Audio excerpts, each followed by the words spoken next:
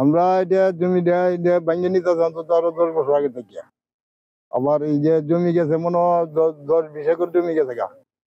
আর 100 ঘর পরিবার বুধ আমরা এনে আছি ঝুঁকিপূর্ণ মধ্যে। 100 পরিবার করে বেশি ঝুঁকিপূর্ণ। এরপরও আরো আমাদের পাশে আরো পরিবার, আরো শতক পরিবার আছে, বুঝছেন।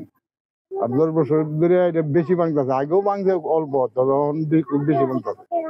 এই যে ঘর লড়াইতাছি নিতাছি নিয়ে কোলাইতে পারতেছি।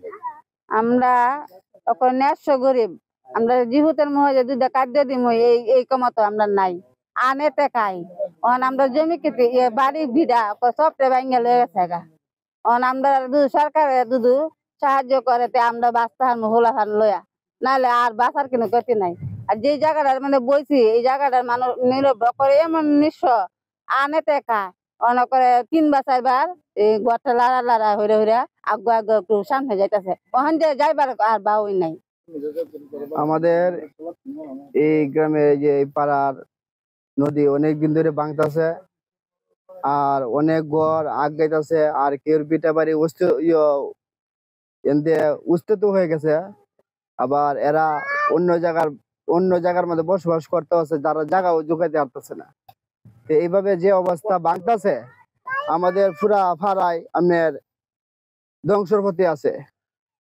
আমরা ফুলা থাকবে দূরে কথা, মানে আমরাও থাকার সম্ভাবনা নাই যদি সরকার এই নদীরে ফেল না করে। আমরা প্রায় 1-150 পরিবার, আমরা একবারে নিঃস্ব, বুঝছেন। অন্য জায়গায় বসবাস করা আমি পয়সা আপনার নাই, বুঝছেন।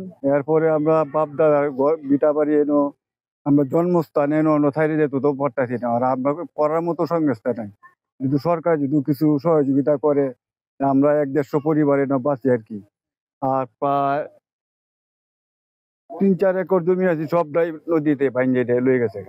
আমরা বাড়ি ঘর 2-3 বার ভাঙ্গা হয়েছে, ঘর 2-3 বার লাগানো হয়েছে।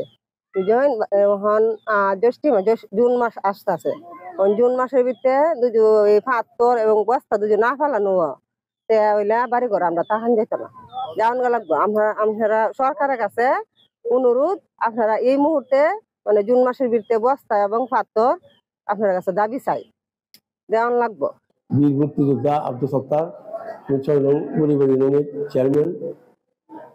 আমি আমার এলাকা দুর্যোগ এলাকা এবং নদী তীরবর্তী এলাকা, নদী ভাঙ্গনে আমাদের হয়তো বিরাট ক্ষতির সম্মুখীন আছি। আমার হয়তো 3-4টা গ্রামে শৈলা, বলিবাড়ি এবং শিমুলবাগ, 3টা গ্রামে ক্ষতির সম্মুখীন। বিরাট আমি কর্তৃপক্ষের কাছে আমার আবেদন, আমরা হয়তো আপনার দৃষ্টি আকর্ষণ করছি, আপনারা এটার প্রতি একটু দৃষ্টি আকর্ষণ করলে আমরা যেভাবে আমাদের এই দুর্যোগ থেকে বাঁচতে পারি এই ব্যবস্থা নেওয়ার জন্য আবেদন।